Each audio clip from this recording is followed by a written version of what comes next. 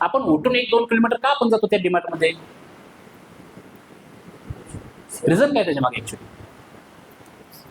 स्वस्त आहे काय की आपला बेहेम आहे? ते डोक्याने पहिले काढून टाका. सगळ्यात महाग आहे. सगळ्याच गोष्टी एका जागी मिळतात, अवेलेबिलिटी झाली. सगळ्यात महत्वाचं काय लक्षात घ्या, त्या ठिकाणी तुम्हाला ती फिलिंग दिलेलं आहे आणि ते फिलिंग तुम्हाला मोठं करतं या कारणासाठी की मी डीमार्टला गेलं पाहिजे. बरोबर ना? तिथे एसी एंट्री करताना एसी असतो, बरोबर का? तुमच्या रिचनेस वाढतो त्या ठिकाणी. कुठून माल आणलाय तर डीमार्ट आणलाय, बरोबर ना? हे एक वेगळं फिलिंग असतं, लक्षात घ्या.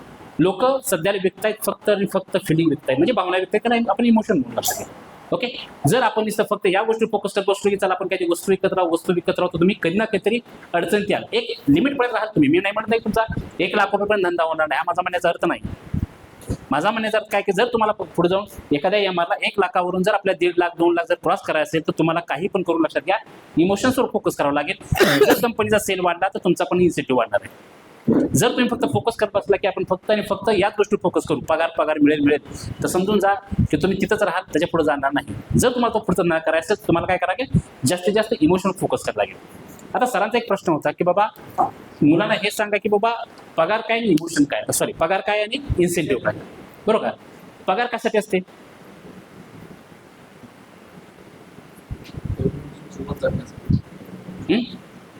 हा, कशासाठी असते पगार?